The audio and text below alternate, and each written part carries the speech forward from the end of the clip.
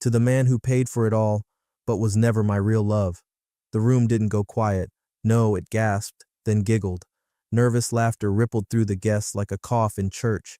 You could practically hear tuxedos tightening and champagne glasses pausing midair. I didn't flinch. I didn't blink. I didn't even look at her. Instead, I reached into my pocket, pulled out the old brass key, the one she thought led to the wine cellar, and set it on the long oak table in front of me. A soft metallic clink, swallowed instantly by silence. I didn't touch my drink. I didn't acknowledge the people at our table, or her frozen father 2 seats down. I just walked, past the florist's overpriced hydrangeas, past the string quartet that immediately stopped mid-bach, unsure if they were witnessing a joke or the start of a scandal, past our friends, our neighbors, her colleagues, every face suddenly interested in the floor. Not one person followed. I stepped into the warm night, my suit jacket unbuttoned, my ring finger feeling lighter than it had in years. Behind me, I could still hear her voice, light, teasing, victorious. "Oh, come on, everyone, he's fine. He always walks away when he's embarrassed." Let her think that. Let them all think that. Because this wasn't embarrassment. This wasn't shock. This wasn't weakness. This was checkmate. And if you've ever been quietly written off, humiliated, or dismissed by someone who believed they owned you, don't leave just yet. This story's not about heartbreak. It's about precision. And the look on her face, well, that part's coming. Also, since more than 97% of people hear stories like this without subscribing, if you're one of them, consider hitting that follow button. It helps the team bring you more real, twisted tales just like this one. Back inside the ballroom, she twirled a little in her dress like the belle of her own grotesque ball. She laughed with her wine glass raised high, toasting again. To honesty, at last. Some cheered.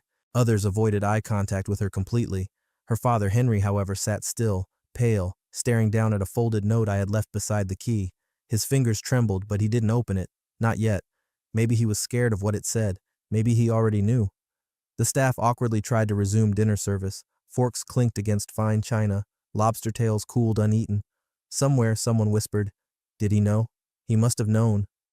Rose, my wife for a few more days anyway, looked too pleased with herself, like someone who just got away with flipping off a traffic cop and sped away without getting caught.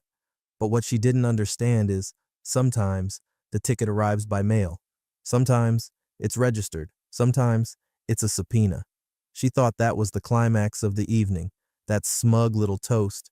But it wasn't even the opening act, because what I left behind, beyond the key and the silence, was the first domino.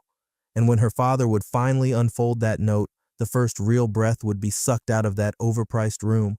And when she'd try to explain herself to the board, to the trust, to the auditor, to her father, she'd realize the game wasn't played tonight. It was played 6 months ago, and she was already several moves too late. Rose woke up to silence, not solitude. The first thing she noticed was the absence of his slippers. They used to sit by the bed, well-worn, ugly things she constantly made passive-aggressive jokes about. "You know there's a sale at Nordstrom, right? You don't have to dress like a retired plumber." But now? Gone. She pulled back the duvet and checked her phone. Nothing. No missed calls, no apologetic messages, no groveling, just a string of notifications from last night's party. Pictures, tags, fake compliments. "You looked stunning. What a night." One even read, "That speech? Iconic." She smirked for about 10 seconds. Then she walked to the closet and her breath caught. His suits, gone. Not just a few, not just the ones he didn't wear, all of them. His side of the closet hung empty, the hangers swinging like little question marks. Then the watch box. A month ago, she'd laughed behind his back about that stupid collection. He treats that Rolex like it's a baby. But now, the box sat open like a coffin. Nothing left but the black velvet lining and a small envelope where the Omega used to be. It was blank, not addressed, just placed there. Panic hadn't hit her yet. She still thought this was some childish tantrum, that maybe he just left early for the gym or drove to that weird cabin he liked to think. So she walked into the office.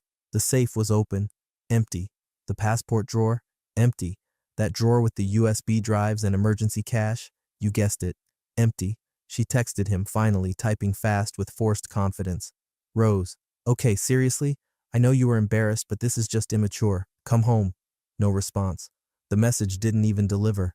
Now the silence started sounding louder, thick, heavy. She slipped on a coat, threw her designer bag over her shoulder, and headed out for brunch at that obnoxious little cafe she only pretended to like because her followers liked the aesthetic. Avocado crostini, sub the tomato, add truffle oil, she chirped to the waiter like nothing had happened. Then the card declined. Twice.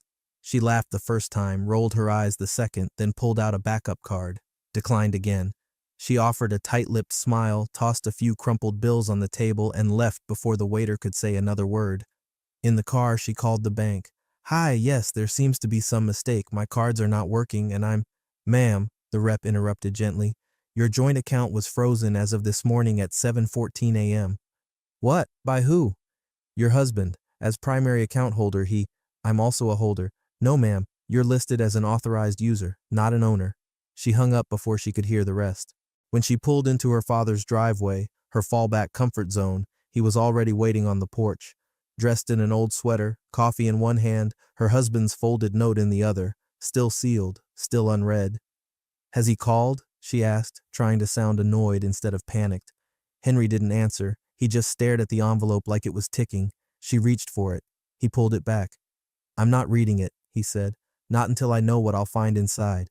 "Oh, for God's sake, Dad. He left because he's dramatic. He's always been—" "Don't," Henry said quietly. "Don't reduce this to drama. The man walked out without a word, took every piece of his life with him, and left you with a ballroom full of silence. That's not drama, Rose. That's strategy." She scoffed. "He wouldn't know strategy if it bit him." Her father didn't respond. He just nodded toward her phone. "Check again." She did. Still nothing. And then, in a quieter voice, he added, "Did you know he came to see me 6 months ago?" She froze. "To talk estate planning. I thought it was strange then. Now I don't." "You're overreacting," she snapped. But the moment she said it, she realized. She had no idea where he was, no idea what he'd taken, no idea how much he had planned. And judging by the look on her father's face, he was starting to get an idea. The next morning, she was halfway out of town before she even realized where she was going. The car seemed to drive itself, speeding up the coast toward the summer house, their supposed escape from stress. Her white Range Rover cruised past sleepy beach towns and forgotten diners, the kind of road trip that once meant wine on the porch and barefoot Sunday mornings. But this time, her hands were locked in a death grip on the steering wheel, nails biting into leather. She didn't tell her father she was leaving. He was still stuck staring at that note, holding it like a ticking grenade. Let him sit with it. Let him be dramatic. She needed fresh air, a fireplace, a hot bath, a glass of something stronger than Chardonnay. She needed to reset. Except the gate didn't open. It was a simple wrought iron number, nothing fancy, but it had always recognized her license plate. There'd never been a problem in 10 years. But this time, nothing, just the mechanical hum of the motor refusing to engage. She leaned out the window, pressing the call button on the gate panel. A moment later, the speaker crackled. "Miss Bellamy?" "Yes, it's me. The gate isn't opening." A pause. "Oh, I'm really sorry, ma'am, but the system's been updated recently. Only approved plates can access now." She blinked. "I am the owner." A longer pause. "I think you should call Mr. Forrester," he said awkwardly. "He'll explain." She hung up before she could curse at a man who was clearly just doing his job. The house was supposed to be hers, a wedding gift from her parents, but her husband had handled the upkeep, the taxes, the property management. She never paid attention. She never had to. Now, she was dialing her family's lawyer with the kind of tight, professional smile you use when someone at the country club spills a drink on your shoes. It took him 3 minutes to pick up, and she didn't even say hello. "Why can't I get into the summer house?" Another pause. "Rose," he said, "you haven't looked at the updated title?" "Title?" Her voice cracked slightly. "What title?" "There was a reallocation done 8 months ago. It was in the quarterly documents we sent for signature, real estate restructure for tax purposes. You signed it." She laughed, sharp and flat. "You're kidding." "I assure you I'm not. The property was moved into a domestic asset trust." "A trust he controls?" "Yes, but it's technically for both of your benefits, or was at the time. Now, however, with the circumstances—" "What circumstances?" she snapped. "The trust's controlling partner, which is, of course, your husband, has sole discretion over access and management, and with him having left the marital home and declared temporary separation, you're telling me I don't even have a key to my own summer house?" "You don't even own the summer house anymore, Rose. Not legally. She didn't say anything. She just stared through the windshield at a property she used to brag about, used to curate Instagram perfect weekends in, the same place she told her girlfriends, "He's boring, but at least he makes money, and he lets me breathe up here." She used to say it like he was a dog who brought her slippers. Now he was the one holding the leash. She ended the call and sat there in the car, idling just outside the gate like a trespasser. The realization hit with a kind of cold clarity that didn't feel like fear. Not yet. It felt like the start of suspicion, like opening your fridge and smelling something sour, but not knowing where it's coming from. How long had he been planning this? She opened her phone, scrolled through old texts, tried to find a hint, a clue, something that would have told her he was up to something. Nothing. He'd smiled at dinners, kissed her on the cheek in front of friends. He even bought her that stupid silver bracelet in February, the one she never wore. Was that part of it? Some breadcrumb meant to keep her calm while he pulled the floor out from under her? She suddenly remembered something. Last year, he'd asked, so casually it barely registered, "Do you think we should update our estate docs? Might make sense to move a few assets into trust for tax efficiency." She'd waved him off. Sure, just email the lawyer. She signed whatever he sent without reading. Now she was locked out of her own sanctuary by a man she mocked for being too passive. And for the first time in years, Rose felt a feeling she didn't quite recognize. Not rage, not even fear. Control, but not hers. The walls in Henry's study had never felt this tight before. The old bookshelves, the mahogany desk, the crystal decanter he rarely touched, all of it suddenly looked staged, like a set piece in a bad drama. But this wasn't a play.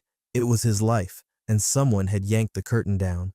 He was pacing when the call finally connected. Jeffrey Warner, his financial advisor of nearly 20 years, picked up on the second ring, always punctual, always polished. "Jeffrey, I need clarity on something, about Rose, and the prenup." The other end of the line went still for a beat too long. Then, "Of course, sir. Which part are you referring to?" "The ownership clauses, real property, stock rights, inheritance limits, everything we laid out in the original document before she married that man." He still couldn't bring himself to say his son-in-law's name. Not today. Jeffrey cleared his throat. "Sir, I should let you know. There was an amendment made to those terms." Henry stopped pacing. "What amendment?" "I received a signed post-nuptial agreement last June. It was executed with your daughter's signature and notarized independently. It restructured certain clauses, most notably inheritance directives tied to the Bellamy family trust." Henry felt his hand tighten around the phone, knuckles whitening. "What exactly did she sign away?" Jeffrey hesitated again. "Sir, I strongly suggest reviewing the documents in full, but the summary is, your daughter voluntarily reduced her contingent claim on the family trust assets by 65%. She what? In exchange, she received short-term liquidity, bankable through a private account your son-in-law established for her. It was presented as part of an estate equalization strategy." Henry didn't speak. He didn't have to. The silence roared. Jeffrey, now clearly nervous, added, "It was filed alongside other restructuring paperwork, some of which pertained to the real estate shift you approved for tax reasons." Everything looked above board. "She said she was reviewing documents for tax optimization, Jeffrey. You let her sign away her future like she was checking a box on a lease renewal. She insisted she understood, and with all due respect, she's not a minor." Henry hung up without saying goodbye. He stood in the middle of the study, staring at the decanter. He didn't drink often, but today he poured 2 fingers of scotch and took it down like water. Then he walked into the living room where Rose was lounging like nothing mattered, scrolling on her phone with one leg curled under her.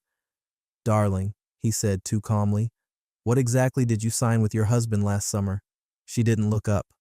"What are you talking about?" "I just got off the phone with Jeffrey. He says you signed a post-nup." "Oh, that?" She laughed, light and careless. "Please, that was just some estate planning crap. He said it'd make things easier for the accountants." Henry didn't smile. She finally looked up. "Dad, come on. It's just paper. Legalese. He said it was about simplifying the tax structure for our assets." He walked to the fireplace and picked up the thick envelope Jeffrey had couriered months ago, one of many she'd shoved in a drawer, trusting that her husband would handle it. He held it out. "Do you remember reading a single page of this?" "Of course not. I don't speak fluent boring, Dad. You raised me for better things." "I raised you for responsibility, Rose." "Oh, please. He probably tricked me. He's sneaky like that, all quiet and clever and unimpressive until he isn't. But you'd love that, wouldn't you? Finally a reason to say I messed up. He didn't answer. He opened the envelope and pulled out the signature page. Her initials were on every clause, sloppy, rushed, like someone blindly authorizing a software update. She reached for the papers, annoyed now. You're making too big a deal out of this. No, Henry said. You didn't make a big enough deal out of this. She frowned. Why do you care so much? It's not like you ever liked him. I didn't. But he understood value, and now he holds most of yours. That finally shut her up. He turned away, setting the documents down gently like they might explode. You didn't just walk into a trap, Rose. You ran into it, eyes closed, holding a pen. And worse, you signed away our legacy without even blinking. She looked down at her phone again, not to check messages but to avoid his eyes. But it didn't help. She felt it in her bones now. That quiet little man she once called a footnote in my story wasn't just rewriting her marriage. He was editing the entire family line. The glass doors still bore her name, Bellamy and Rose Consulting, etched in frosted silver letters, pristine and glowing in the mid-morning sun.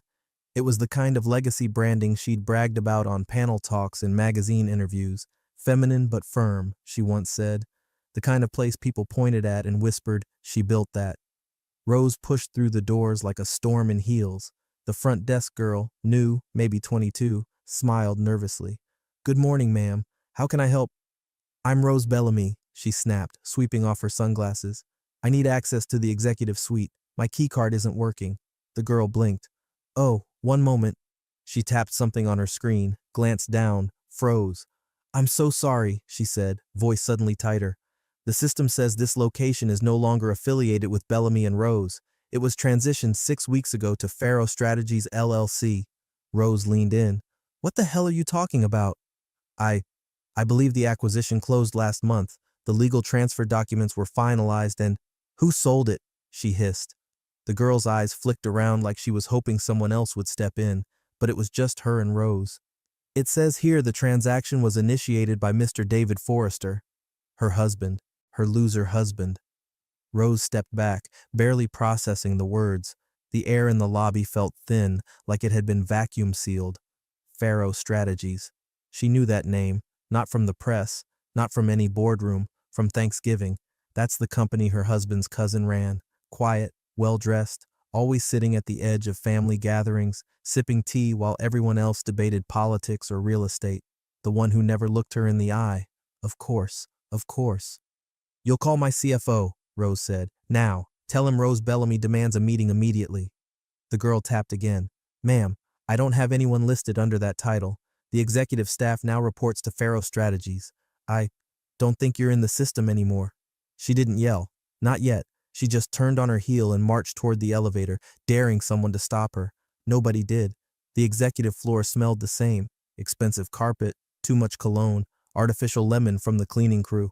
But the photos were gone. The hallway that used to boast framed covers of Forbes Women and Fast Company with her face, stripped bare. In their place were minimal modern art prints, cool, detached, like the people who now ran the place. She stormed into the boardroom like a hurricane with a law degree, except no one was there, just an assistant sitting quietly at a desk, typing. I need the books, Rose demanded. Financials, client rosters, licensing contracts. I'm not playing games. The assistant barely looked up. Do you have an appointment? I am the appointment, she barked. Another pause. Ma'am, the woman said carefully, you're not listed as a board member anymore. In fact, according to the new governance structure, you're classified as a former stakeholder with no current access to operational or financial records. Rose's mouth opened. Nothing came out. You'll need to go through the firm's legal counsel if you have documentation to dispute that. I founded this company, she whispered, almost to herself. The assistant nodded politely. The filing shows the LLC was dissolved and absorbed. Legally, Bellamy and Rose no longer exists. That was when the rage started shaking her hands. She turned and stormed into what used to be her office, where she'd held meetings with investors, styled photo shoots, signed partnerships with a glass of Veuve in one hand. Now the door bore no name, just a room, generic, soulless. Inside there was a new desk, new chair, no photos, no trace of her. Even the signature orchid she kept on the windowsill was gone. Rose walked out without a word. Back in the elevator, she finally allowed her knees to buckle slightly. Not all the way, just enough to feel it, the first collapse. Because it wasn't just betrayal anymore. It wasn't just silence or strategy or even revenge. It was eradication. He hadn't taken the company from her. He'd deleted it, like it was a file on his laptop he no longer needed. And worst of all, no one in the building looked surprised. The dinner was supposed to be damage control. Rose stood in the center of her marble kitchen, surrounded by catered trays of cedar plank salmon, saffron risotto, duck pâté, $2,000 of gilt-plated delicacies, and stared at her phone. The invitations had gone out 3 days ago, personal handwritten texts to 10 of her closest friends. No PR spin, no publicists, just Rose, returning to her roots. Let's reconnect, girls only, wine and truth. 0 RSVPs, not even a polite lie. She checked the time again, 7:58 p.m. She had lit the candles, dimmed the lights, staged fresh flowers around the room to match the chilled Puy de Fils. The playlist was curated down to the song, French jazz, nostalgic but not desperate. She even wore the silk top she once joked made her look too rich to be cheated on.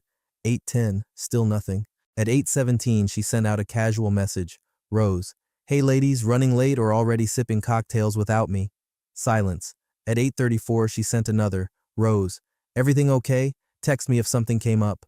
Still nothing. She opened Instagram, scrolled. One story from Camilla, at home in pajamas, a glass of wine, and a dog snuggled beside her. Caption, peace is declining drama in real time. Rose blinked. The wine bottle she'd opened now looked like an insult. She turned off the music. At 9:03 she poured the salmon into the trash, one fillet at a time. It wasn't just silence anymore. It was avoidance. She'd seen this before, when someone in the friend group got caught cheating, stealing, or saying something unforgivable on a hot mic, the quiet quarantine, the refusal to be seen near the fallout. But this was her, Rose Bellamy. She'd built people's platforms, hosted charity galas, funded half the group's trips to Ibiza. They owed her loyalty. And yet, at 9:17 p.m., she got her first message of the night. Emma, hey, I don't want to be rude, but did you really say that at the anniversary? Just 6 words. Did you really say that? She didn't reply. She just set the phone down and walked into the living room like it was foreign terrain. The untouched cheese board sat on the lucite coffee table like a joke. Her reflection in the glass looked distorted, eyes too wide, shoulders too high. She poured herself a glass of the expensive wine, took one sip, spat it out. Something was wrong, not just with the friendships, not just with the business, with the timing. It had all crumbled too quickly, too precisely. No chaos, just surgical removal. She climbed into her car and drove back to her father's house. The driveway was dark, no lights on, but she knew he was inside. She didn't knock. He was in the den, seated in his chair, staring at the fireplace like the flames might explain something the rest of the world couldn't. He didn't say hello. He didn't move. He just held out the envelope, same one, still sealed. Her fingers hovered over it. Someone leaked it, she said. He didn't answer. My friends are ghosting me. The banks blocked my account. The boardrooms are empty. I threw a dinner party tonight and not one person showed. Nothing. Dad. I didn't leak the note, Rose. But someone did. He looked at her then, slowly. Maybe he didn't need to leak it. Maybe the world's just catching up to what's been true for a while. She stared at the envelope. You still haven't opened it? I don't need to, he said. Whatever's in there, it's a record, not a revelation. I didn't mean what I said at the party, she muttered. Then why did you say it? She didn't have an answer. He handed the envelope to her again. She took it, held it like a dead bird, still warm in her hands, still capable of ruining her life the moment it opened. I'll read it when I'm ready, she whispered. Her father stood. So will everyone else, Rose. That's what you don't understand. He doesn't need to chase revenge. He just made it readable. Outside, her phone buzzed. Another message. Lila. Wait, is it true he left you with nothing? She didn't respond, because that part wasn't even the worst yet. The envelope was softer now. It had passed between hands like a cursed relic, her husband's, her father's, now hers. It sat on the edge of her vanity, taunting her every morning, every night like a silent witness. She'd tucked it under silk scarves, stuffed it into drawers, pretended it didn't exist. But it always came back. She opened it at 3:07 a.m., the hour of insomnia, when lies run out of oxygen and the truth starts pounding like a headache. She didn't light a candle, didn't pour wine, just turned on the bathroom mirror light, cold and unforgiving, and sat down with the envelope in her lap like she was about to read her own eulogy. No preamble, no dear Rose, just dates, just moments, each one like a nail. October 12th. You joked about poisoning my soup in front of your friends. You said it while laughing. No one else did. November 3rd. You told Madison and Claire I was your investor, not your partner, that you were leveraging a midlife crisis into capital. December 21st. You said I'd never be enough for your world, and that marrying me was like buying a sweater you never really liked but kept because it was warm. She stopped reading, but the note wasn't done. February 14th. You gave me a coupon for a massage and told me, don't make it weird. March 4th. You removed my name from the nonprofit donor wall, said optics mattered more. May 8th. You told a reporter I had just handled spreadsheets and signed checks. They quoted you. I read it. Her hand trembled. The paper was thin but suddenly felt heavy, like lead disguised as linen. Then, at the bottom, one final line. I was enough to buy your world and take it back. That was it. No curse words, no threats, no dramatic plea for justice, just receipts. Proof she hadn't just broken his heart. She'd humiliated him in slivers. Death by snide comment, by one-liner, by cocktail party jabs delivered with a smile and a hand on his shoulder like she owned him. She didn't even remember saying half of it. But now? Now she remembered the exact shape of his face in those moments. The half smile, the tight nod, the way he'd quietly excuse himself, refill her glass, stand a little too still behind her at the next event. She thought he was being passive. She didn't realize he was recording. Rose folded the note back up, slowly, as if speed would make it hurt more. Her fingertips brushed the paper edges like they could undo what they'd just read. The bathroom mirror reflected a version of her she didn't recognize. Eyes swollen, mascara smudged from days ago, a silk robe over a tank top she didn't remember putting on. Her whole life had been curated, posed, filtered. But this was raw, and what hit her hardest wasn't the betrayal. It was the calm. No rage, no accusations, just documentation, a private audit of a public life. He hadn't left because of one grand betrayal. He'd left because he finally accepted the truth. She was never going to stop minimizing him. And now the world was reading his side of the story without him having to say a word. The knock came just as the espresso machine hissed to life. She hadn't been expecting anyone, hadn't expected much of anything lately. Most people didn't knock anymore. They just unfollowed, unsubscribed, or ghosted her into digital dust.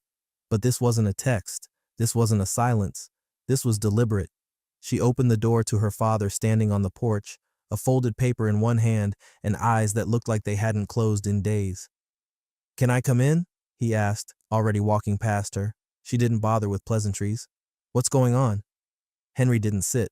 He stood near the kitchen island, looking at her granite countertops like they might give him strength.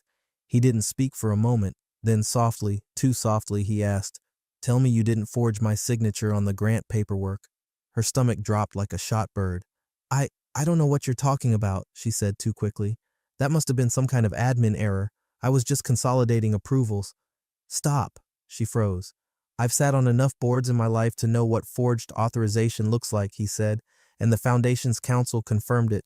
They received a complaint, an anonymous one, backed by screenshots, access logs, even metadata. "You logged in from your personal laptop? The signature on the Bellamy education grant? Not mine." She tried again. "I didn't think it mattered. You would have approved it anyway. It was just a formality." "No, Rose," he snapped, eyes flaring for the first time. "A formality is forgetting to RSVP to a charity gala. A formality is not falsifying a donor authorization to redirect $850,000. She laughed nervously, hands raised like she could rewind the room. It wasn't stealing.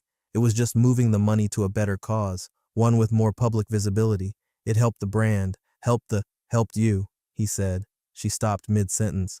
"They've removed you from all charitable appointments," he continued. "Bellamy Foundation, Women in Equity, the Trust for Civic Design, every single one, effective immediately. Your photo's already off the websites." "No," she whispered, "that's impossible." "It's not. But I've been building those brands. I'm the one who raised visibility, who ran the socials, brought in the donors, made the press rounds." "And what did you do with that visibility?" he asked. "You used it to turn our name into a punchline." She flinched. He placed the folded complaint packet on the counter and tapped it with one finger. "This is what I built my name on. Trust. I may be old-fashioned, but I believed in dignity, in stewardship, and you forged your own father's signature because a foundation gala didn't want you in the center of the photo." It was one form. It was a betrayal. Rose tried to find a new angle, some leverage, some excuse, but all that came out was a hollow defense. You've always resented my ambition.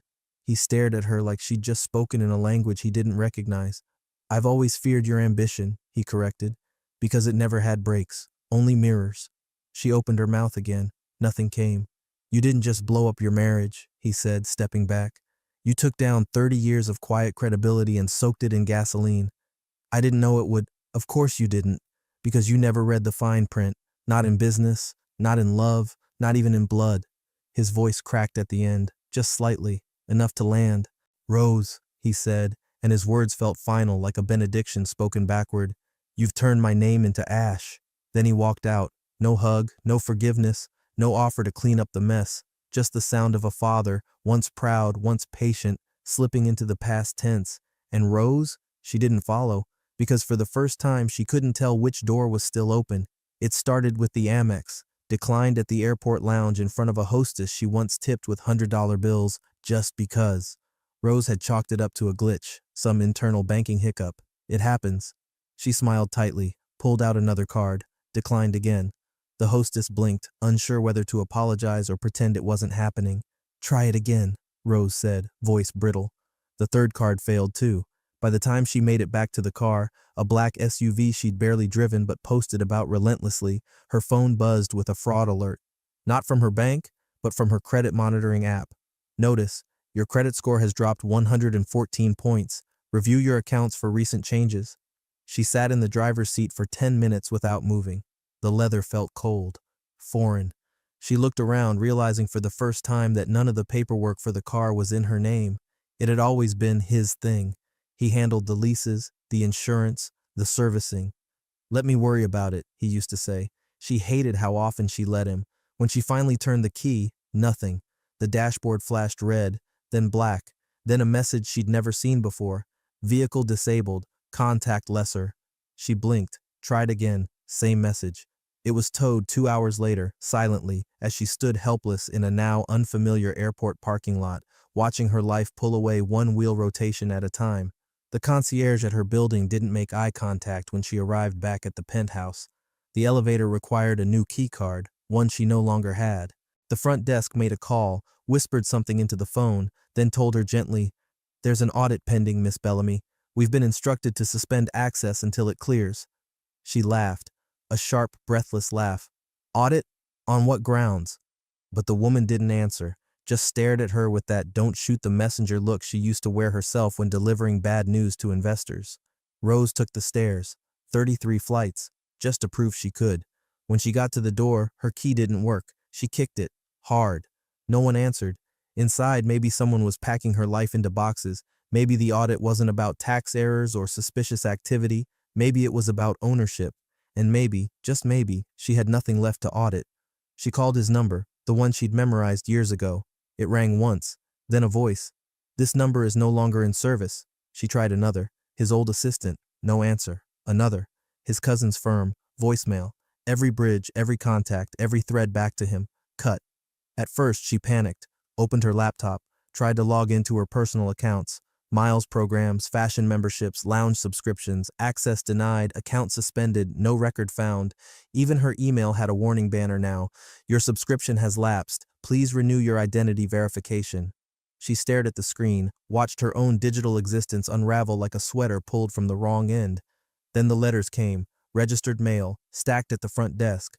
One by one, they arrived. Notice of termination, notice of eviction, notice of transfer of ownership. Each one cold, clinical, precise, each one bearing her name not as a resident or a partner or a stakeholder, but as a former everything.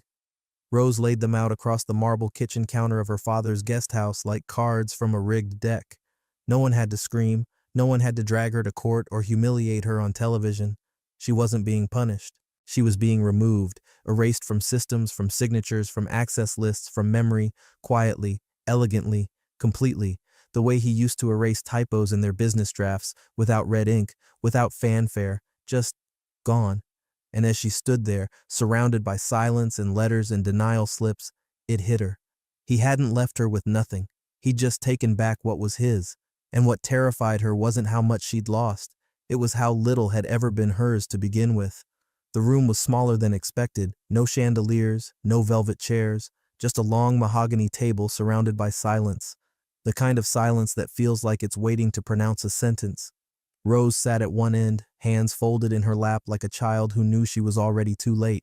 Her father stood at the head of the table, flanked by attorneys, trustees, and legacy guardians who had known her since she was a precocious brat in patent leather shoes. The hearing was private, technically, but nothing stays private anymore, especially not when your humiliation goes viral at 1:43 a.m. and wakes up the whole damn world by sunrise. The video was everywhere. The dress, the glass, the toast. To the man who paid for it all, but was never my real love. On loop, in reels, in GIFs, with captions like "Queen behavior" and "Get it, girl." Only those posts aged faster than milk. By morning, the narrative had shifted. The man she humiliated just walked away, and apparently took everything with him. A trustee cleared his throat. Before we begin, we'd like to enter into record the following legal statement, filed 3 weeks prior to the event in question. Her father took the document in trembling hands, thick stock paper bound with a ribbon, old school, intentional. He began to read aloud.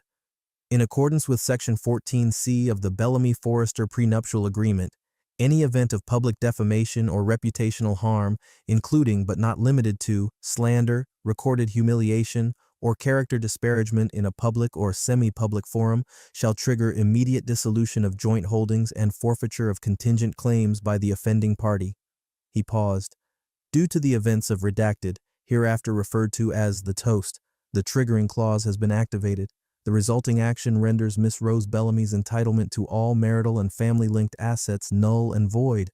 A beat of silence. Rose felt her lungs shrink. Her father kept reading, but now his voice wavered. Furthermore, the properties, trusts, shares, and residual holdings tied to the Forrester estate shall revert to original ownership, as filed under Restructuring Order 6D, executed in June of this year. He stopped again, blinked, then he looked at her, directly. "Rose," he said, voice lower, rawer, "tell me you didn't know." But he already knew the answer. Everyone in the room did. She opened her mouth, but nothing came out. Because in the corner of the table, an iPad sat playing the video on mute, looping that same damn scene. Her face lit by chandeliers, eyes gleaming, voice clear. To the man who paid for it all, but was never my real love. And then, he entered, not grandly, not to make a point. He just walked in through the side door, quiet, undistracting, like he was coming home from a long day of errands. A simple gray suit, no tie, hands in his pockets. He didn't look at anyone except the lawyer, who nodded in acknowledgement. But Rose saw him, her breath caught. He didn't look smug, or victorious, or broken. He looked free, and that's what shattered her. "Why?" she whispered, voice barely audible. He turned to her, calm, detached, kind even. "Because I was never your real love, Rose," he said. "Just your reflection." A pause. "I left," he added, "and took the mirror with me." Then he turned away, not to leave, not just yet, but because there was nothing more to say. The trustee marked the record closed. Her father sat down heavily, rubbing his temples like he'd just read a death certificate. Rose stared at the polished table in front of her. In the reflection, her face looked older, smaller, less composed, like the real version of herself had finally surfaced, and was horrified by what she saw. No one consoled her, no one touched her hand, no one interrupted the silence, because in that room, everyone understood something she'd spent a lifetime ignoring. It's not revenge when the truth does the work for you. And when you toast to ghosts, don't be surprised when they answer.